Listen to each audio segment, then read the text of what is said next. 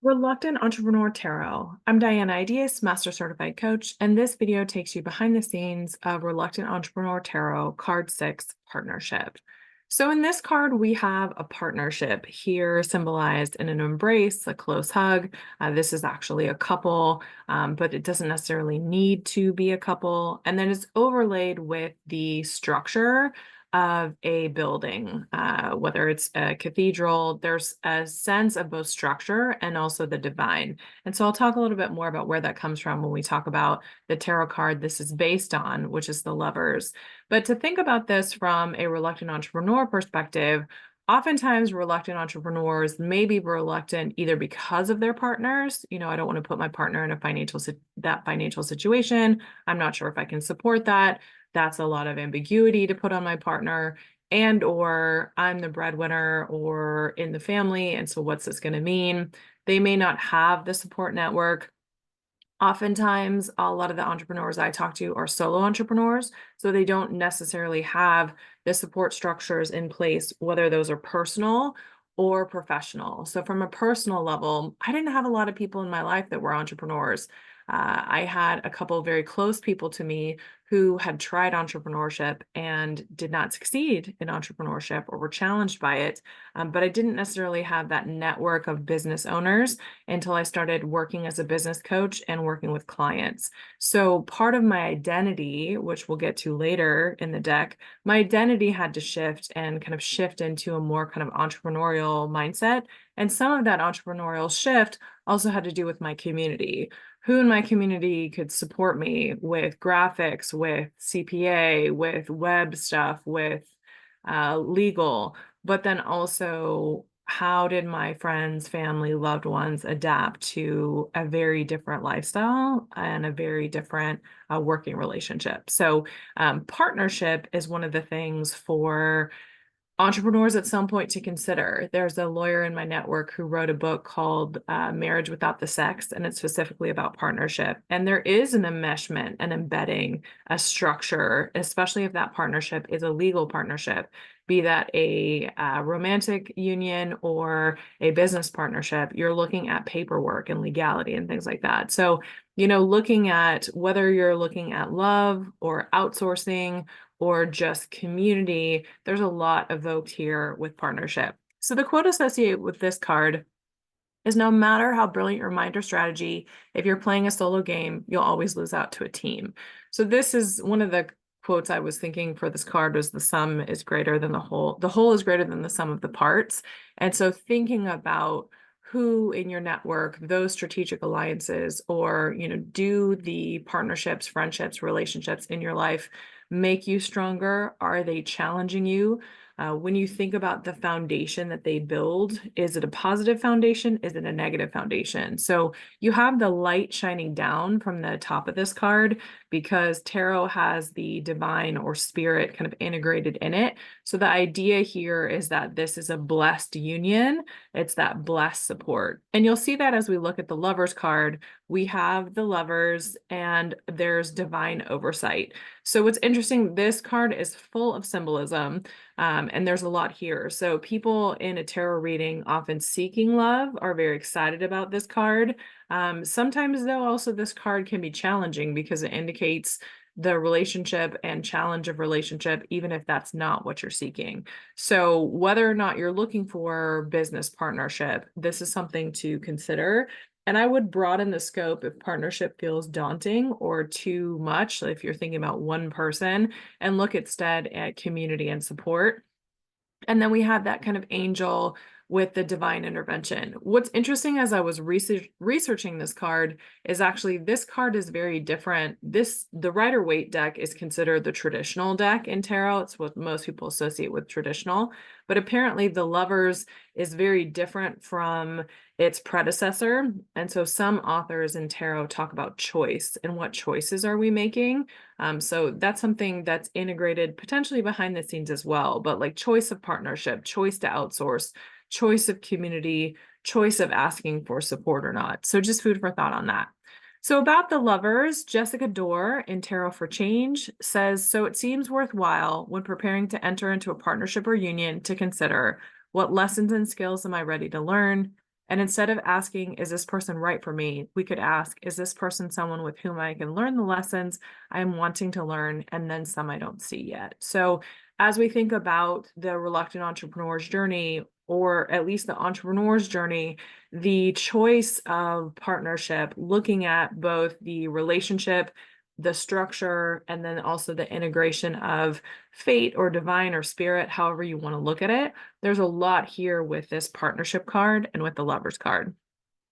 So some people say that the lovers is actually the divine union of, we have the Empress, the Emperor, and then the Hierophant. So almost like it's a marriage of the divine feminine of the Empress, the strong masculine of the Emperor, and then the Hierophant is that religious leader or spiritual figure.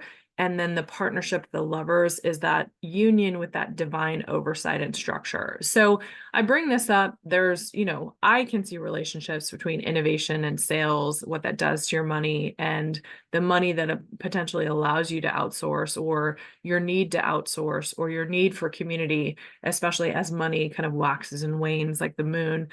So I can see relationships here, but one of the things I call your attention to, I usually draw one card at a time, but with these videos, and also if you're new to tarot, there are relationships between the cards. Different authors will say different things. You're in tarot, your intuitive response is also prized above the research in the book. So have your own response to the images that come up. But this was not something I was previously aware of. Tarot does play a lot with masculine and feminine. There's a lot of divine presence, but actually like seeing this as a wedding of the cards preceding it was new information to me. So I figured I would integrate that in this video just to share some context because I'm learning as well. Another thing as the partnership card with the lovers, we recognize the lovers in the devil, dun, dun, dun. As you see, it's the same pair. So what's interesting, as some authors talk about choice and choice of partner with that divine oversight, we have the devil where it's that they're kind of bound in the chains of their own making. And so there's that darkness within them, even though this card shows a outside figure, the devil. The idea of the devil card, and you can listen more or learn more when you check out the doubt card in Reluctant Entrepreneur Tarot, is that it's within them, the choices that we make that bind us versus the choices that we make that move us towards kind of that positive level of integration or union or strengthening. What's interesting here is that the doubt card was the first card in this deck, so it was designed before the partnership. So it wasn't until I wanted to call to light this relationship between the lovers and the devil card, just because of their similarity, for those not familiar with the traditional tarot deck.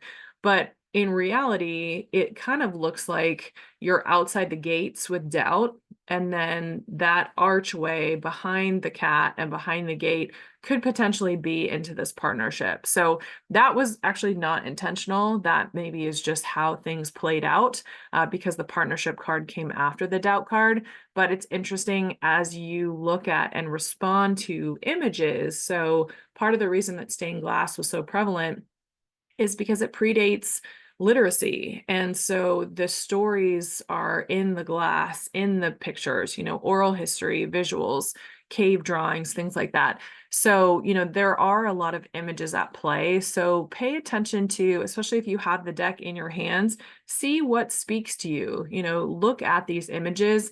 I'm sharing some of the research behind them and some of the inspiration that I put into these cards. But at the same time, tarot, and especially if you're on a reluctant entrepreneur journey or an entrepreneurial journey, this is your journey and it's your interpretation. But keep in mind, partnership, when positive, can elevate us. It can help us with that structure. But we also have to be careful of our vices and our limitations, our insecurities, our imposter syndrome, and the things that come up potentially when we are with or without a partner, or outsourcing or not. So food for thought. This is a learning process. That's not always fun. So as we look at questions to consider, how can you outsource or partner to support your success? How are your relationships serving and not serving your business? How are you growing in your relationships? How does that relate to your business? And what are your partnerships or lack thereof teaching you about yourself? So big questions. If you want to listen more, the podcast episode with this is season 4, episode 8, where we talk about community. And then the song I chose for this is Lady Don't Techno by Latyrix.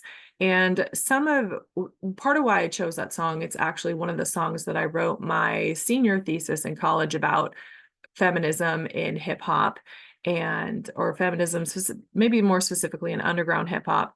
The level of respect that they have for the partners that they talk about, even for the partner that they're referencing, there's a line, select few have ever seen her butt naked, and they too want to see the rep protected. So it's even the idea of they're talking about her intellect, talking about her as a woman, and both of the artists are speaking, but the level of respect and elevation of the feminine by the masculine, I think, is a very good example of the lovers and that appreciation of the best of both and the best of that kind of integration. The line specifically, it's funny, they say it at the end, and as I looked at the lyrics for this song, it's not written anywhere, but it seems like at the very end they keep saying still worth all the conversation. So I think about partnership, think about relationships. The line to stick out is kind of still worth all the conversation. And then if you're not familiar with Latyrix, which is Latif and Lyrics Born, check out the song Storm Warning. If you want to see an example of partnership, their layering of vocals and music in that particular song, Storm Warning, is incredible. And I think as we think about partnership, while the lovers can indicate that romantic partnership, part of the example of looking at Latyrix or thinking about this from a business partnership is when we're partnered with someone who brings out the best in us and when that whole is greater than what we could create by ourselves. And so I highlight the Reluctant Entrepreneur podcast series because Jason created that platform and was kind enough to share it with me. And I love the space that he held and what we were able to create together. And check out Latyrix if you're not familiar, Lady Don't Techno for this particular card. And then also, if you haven't heard the song Storm Warning, I highly recommend it. If you want to learn more, there's more detail on reluctantentrepreneurtarot.com. You can read the description, look at the questions, connect to these links, watch this video, and then there's different ways to work with us. Check us out on Instagram as well at @reluctantentrepreneur tarot. Thanks for watching, and I look forward to following up.